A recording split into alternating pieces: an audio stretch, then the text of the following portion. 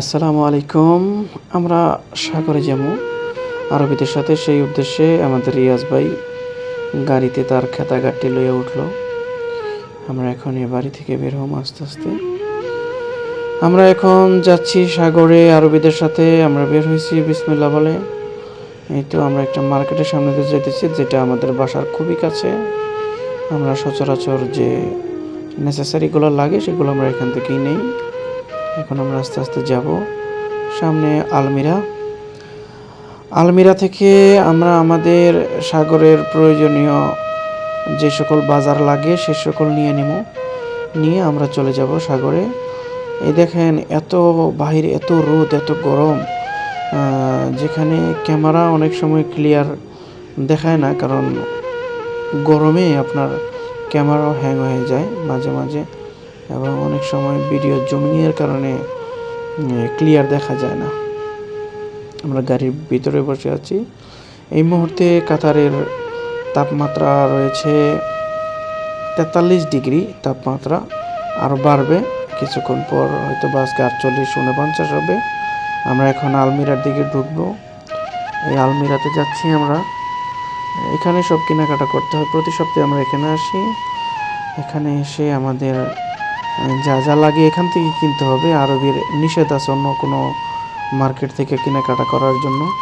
তবে এক জায়গা থেকে কেনার একটা বেনিফিট আছে, কারণ কোন বাজারটা কোথায়, কোন জিনিসপত্র কোথায়, আপনার কি দরকার সেটা খুব সহজেই আপনি বেশি খোঁজাখুঁজি করতে হয় না, টাইম নষ্ট হয় না, আপনি ওইটা পেয়ে যাবেন।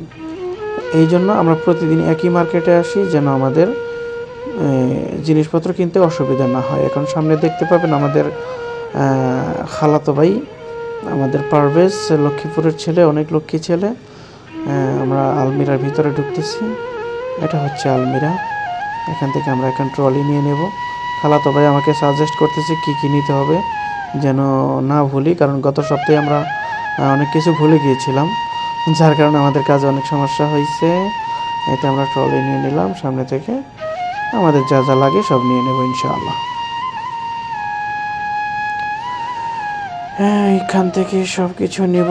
তারপর আমরা আস্তে আস্তে এখানে চলে আসলাম পেট্রোল পাম্প। এই পেট্রোল পাম্প ঐতিহাসিক একটা পেট্রোল পাম্প। এখানে আপনারা পরিচয় দিলে সবাই চিনে যাবেন। এই পেট্রোল পাম্পটা হচ্ছে সেই পেট্রোল পাম্প যেখানে আমেরিকান ঘাঁটি কাতারে কিছুদিন আগে যে হামলাটা হয়েছিল, সেটাই হচ্ছে এই আমেরিকান ঘাঁটি।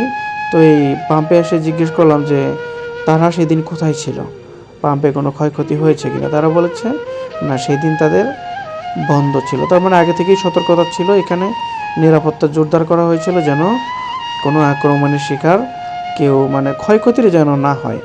এবং কাতার সরকার খুব সফলভাবে এটাকে প্রতিরোধ করেছে এবং কোনো ক্ষয়ক্ষতি হয়নি, আলহামদুলিল্লাহ। এই হচ্ছে আমেরিকান ঘাঁটির সামনে দিয়ে আমরা যাচ্ছি। এটা হচ্ছে সালোয়া রোড।